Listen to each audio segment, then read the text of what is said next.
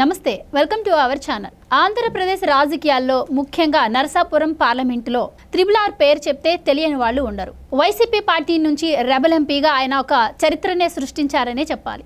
అయితే గత కొద్ది కాలంగా ఆయన వైసీపీ పార్టీకి దూరంగా ఉంటూ రీసెంట్గా ఆయన పార్టీకి రాజీనామా కూడా చేసిన విషయం మనందరికీ తెలిసిందే. అయితే ఇంతవరకు ఏ పార్టీలోనూ చేరలేదు. అయినా కూడా ఆయనకు నరసాపురం ఎంపీగానే ఆయన పోటీ చేస్తాను అని చెప్పారు. కానీ పొత్తులో భాగంగా ఆయనకు ఆ సీటు దక్కలేదు. సో ఈ నేపథ్యంలో ఆయన మీద చాలా రూమర్స్ అయితే వచ్చాయి.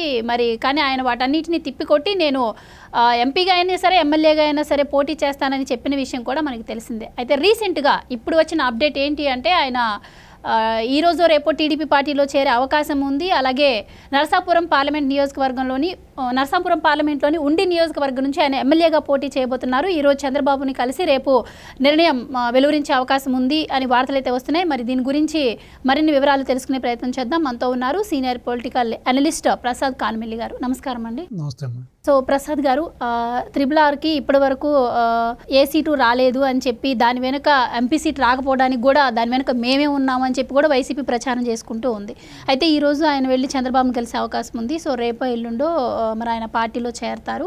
ఉండి నుంచి ఆయనకి సీట్ ఇస్తున్నారు ఎమ్మెల్యే కానీ. సో కొన్ని చోట్లయితే ఆయన అభిమానులు కార్యకర్తలు సంబరాలు కూడా చేసుకుంటున్నట్టు వార్తలు అయితే వస్తున్నాయి.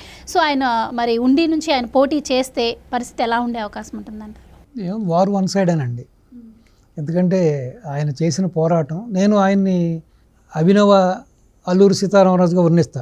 అంటే మనం సీతారామరాజుని చూడలేదు, కృష్ణ గారి సినిమాలో చూసాం, ఈ మధ్య రీసెంట్గా RRRలో చూసాం.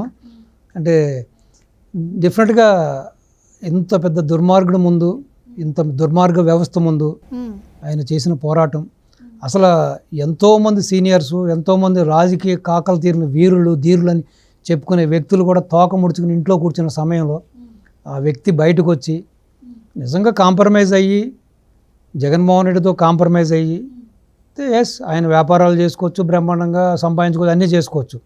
కానీ కేవలం నిబద్ధతతోటి, నీతితోటి ప్రజలకు జరుగుతున్న అన్యాయం, ఆంధ్రాకు జరుగుతున్న అన్యాయం, ప్లస్ తిరుమల తిరుపతిలో జరుగుతున్న అపచారాలు, ఈ యొక్క అన్నిటికీ ఎగ్నెస్ట్గా ఆయన చేసిన పోరాటం డెఫినెట్గా నేను చెబుతాను మరో సీతారామరాజు ఆయన.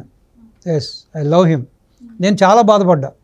అంటే నిజంగా నేను ఒక అధినాయకుడి పొజిషన్లో నేను కానీ ఉండుంటే అందరికంటే ముందు ఎస్, ఈ వ్యక్తి the first seat MP or MLA given to Raghuramaraju అని అనౌన్స్ చేసేవాడిని. అసలు అలా చేస్తారు, అలా చేస్తే బాగుండేదని అనుకున్నాను. అది చాలా అన్ఫార్చునేట్ అండి. అది ఏ పార్టీ అయినా అవునండి. అంత ఒక ఒంటరి పోరాటం చేసిన వ్యక్తి ప్రాణానికి కూడా తెగించి దెబ్బలు తిని నిజంగా అది ఎందుకో. సో దానివల్ల ఒక మైనస్ కూడా అయ్యింది, ఒక నెగిటివ్ ఇంపాక్ట్ కూడా వెళ్ళింది. ఎవరైతే అనుకుంటున్నారో కొన్ని పార్టీలకి ఇంపాక్ట్ కూడా వెళ్ళింది. ప్రజలు కూడా కొంచెం నిరుత్సాహపడ్డారు. అరే మన కోసం ఏమో అమరావతి రైతులు నిరుత్సాహపడ్డారు. యావత్ దేశంలో కానీ భారతదేశంలో కానీ ఇంకా అక్రాస్ ద కంట్రీ ఉన్న వాళ్ళు కూడా చాలామంది they feel bad for this. చాలా ఫీల్ అయ్యారు పాపం. చాలా పర్సనల్గా నేనే చాలా ఫీల్ అయ్యా. ఏంది ఇది, ఇంత మనిషిని ఇంత చేసిన వాడిని లాస్ట్కి వచ్చేవాడికి ఇలా పక్కన పెట్టారే అని చెప్పి నేను చాలా ఫీల్ అయ్యానమ్మా. అయితే మరి ఉండి నియోజకవర్గం అంటే టీడీపీ కొంచెం సవాల్గానే ఉండే పరిస్థితి ఉంది. అక్కడ ఆల్రెడీ సిట్టింగ్ ఎమ్మెల్యేలకే సీట్ ఇస్తానని చంద్రబాబు గారు చెప్పారు. అక్కడ రామరాజు గారు ఎవరో ఉన్నారు. మరి ఆయన ఇండిపెండెంట్గా పోటీ చేసే ఛాన్స్ కూడా ఉంటుందేమో అని వార్తలు అయితే వస్తున్నాయి. సో మరి ఎలా ఉంటుందంటారు? నాకు తెలిసి ఉండకపోవచ్చమ్మా. ఎందుకంటే ఈ రోజున రఘురామరాజు గారి యొక్క చరిష్మా ఆల్మోస్ట్ మీకే తెలుసు కదా, పీక్స్. సో మొత్తం ఎంటైర్ ఆంధ్రాలో ఎక్కడ నిలబడినా నగ్గే శక్తి ఉంది ఆయనకి. అంటే ప్రజల్లో అంత మంచి ఆదరణ వచ్చింది, అభిమానం వచ్చింది. సో ఇప్పుడు ఆయన ఏమి డబ్బుల కోసం పోరాటం చేయలేదు, ఆస్తుల కోసం పోరాటం చేయలేదు, లేకపోతే వీళ్ళ దోచుకునే ఈ సంపాదన కోసం పోరాటం చేయలేదు. కేవలం ఆయన రాష్ట్ర శ్రేయస్సు కోసం, రాష్ట్ర ప్రజల భవిష్యత్తు కోసం జరుగుతున్న దురాఘాతాల మీద పోరాటం చేశారు. కాబట్టి అంటే మేబీ బిఫోర్ ఈ 5 ఏళ్ల కిందట అయితే రఘురామరాజు గారు వేరు, సో ఇప్పుడున్న రఘురామరాజు వేరు. సో డెఫినెట్గా ఉండకపోవచ్చు. అంటే ఇప్పుడు వారికి ఉన్న ఈ యొక్క పాపులారిటీని చూసి కూడా ఎవరైతే మీరు చెప్పిన సిట్టింగ్ ఎమ్మెల్యే కూడా వాళ్ళు కూడా కన్విన్స్ అవ్వచ్చు. డెఫినెట్గా పెద్ద ఆయన బాబు గారు కూడా సో వారికి వేరే ఏదైనా ప్రత్యామ్నాయం చేయడం, ఎమ్మెల్సీ ఇవ్వడం ఏదో నాకు తెలిసి చేస్తారనుకున్నా. ఎందుకంటే ఈ వ్యక్తికి న్యాయం చేయాలి. యాక్చువల్లీ ఎంపీ లెవెల్ వ్యక్తి కదా, ఎమ్మెల్యే తీసుకెళ్ళడం అనేది శోచనీయం. సో ఈవెన్ సో డెఫినెట్గా న్యాయం జరుగుతుందని అనుకుంటున్నాను. న్యాయం జరుగుతుంది కూడా, వాళ్ళు కూడా అండర్స్టాండ్ చేసుకుంటారు అనుకుంటున్నాను నేను. డెఫినెట్గా నో డౌట్ ఇన్ దట్. అయితే వైసీపీ తరపు నుంచి ఉండిలో ఎవరు పోటీ చేస్తున్నారు అంటే ఆ అభ్యర్థి బలాబలాలు ఏంటంటారు, మీకు ఏమైనా ఐడియా ఉంది? సో ఈ వైసీపీ తరపు నుంచి కాదమ్మా, ఏ పార్టీ తరపు నుంచి పోటీ చేసినా కూడా రఘురామరాజు ముందు నిలబడటం కష్టం. ఆయనకున్న ఇమేజ్ బూస్టింగ్ కానీ, ఈ మధ్యకాలంలో జరిగిన ఈ మార్పులు కానీ, ప్రజల్లో వచ్చిన మార్పులు కానీ చూస్తే సో వారు వన్ సైడే, నో డౌట్.